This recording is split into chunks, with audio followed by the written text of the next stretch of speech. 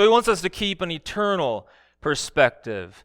We look at people that have done that really well. The Apostle Paul, who was beaten, who was imprisoned, who was impoverished, yet he was able to keep an eternal perspective. He was able to look ahead to the glory that was to come. This is a Truth Transforms Truth Nugget, a daily dose of truth for your daily transformation.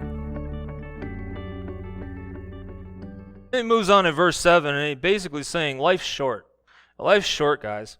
So he wants to encourage the poor believer to look forward to eternal riches in heaven and to look forward to that time in which he will be exalted in a place of honor with the King of Kings and Lord of Lords. He wants to warn the rich believer about trusting in his temporary earthly riches.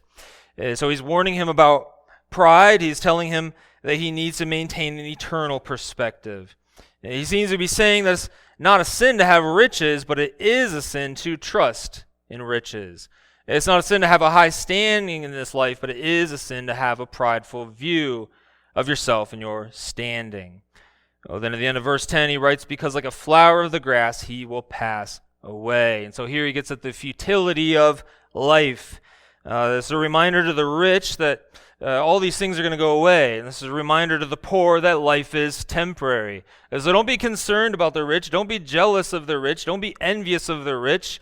Life is temporary. He's telling the rich, don't trust in your wealth. Certainly it's a blessing and it's not sinful to have, but remember that this is temporary. So he just points at the futility of life. So he's saying life is short.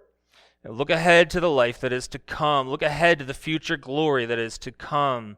We're only passing through this life. This time on earth is only a small portion of our eternal destiny. So he wants us to keep an eternal perspective. We look at people that have done that really well. The Apostle Paul, who was beaten, who was imprisoned, who was impoverished, yet he was able to keep an eternal perspective. He was able to look ahead to the glory that was to come. So God is calling us to keep an eternal perspective. So we need to boast then in our future state. We need to focus on our future state in heaven. We need to remember that we're only passing through this life.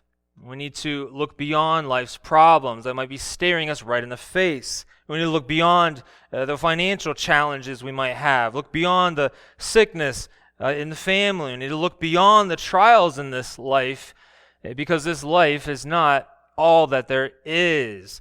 We need to look to our Savior and delight in the glory that we will experience with Him one day.